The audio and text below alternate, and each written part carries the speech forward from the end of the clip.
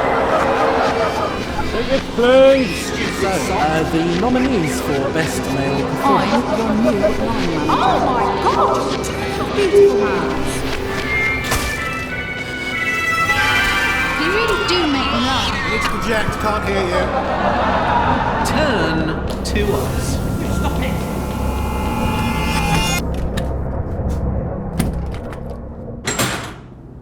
Roberta? Oh, hello, dear. Take a seat. I'll order us some martinis. Why are we on a private jet? Oh, I don't know. I just always wanted to fly on a private jet. And, you know, seeing as I can write literally anything I want. And this is your idea of an emotionally satisfying ending, is it? Martinis on a flashy plane? Not exactly the railway children. And aren't private jets notoriously environmentally unfriendly? Ah, not this one. This private jet is fuelled solely by the self-righteous fury of Steve Kisby. The United Nations Convention on Climate Change predict that by 2050, most private jets will be powered by middle-aged male indignation. Look, can we just agree that we will never, ever stop trying to do the things we love, but for now, we should stay in the jobs we don't love? Only if you agree to do one live show to see how you get on. Fine. Good. It'll be at the Marlow Theatre, Canterbury on February 13th, and you've already sold out, so you better get cracking. Fine. What? And if that goes well, I've got a tour planned for you too. What? Trust me, 2020 is going to be your year. What's that?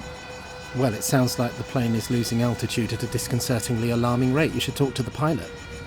Oh, You forgot to write a pilot into this scene, didn't you? yeah. You created a drinks waiter, but forgot about a pilot. Oh, I did, yes. Right, come on then. Oh, what are we doing? We'll have to jump. It looks like we're crossing some ocean or other, so come on. Well, can I finish my martini? No, go on. Chop, chop. Well, at least this is more of an exciting ending than you were planning. Yes, well done. If we don't die, you can help me write the second series. Now go. Oh, okay.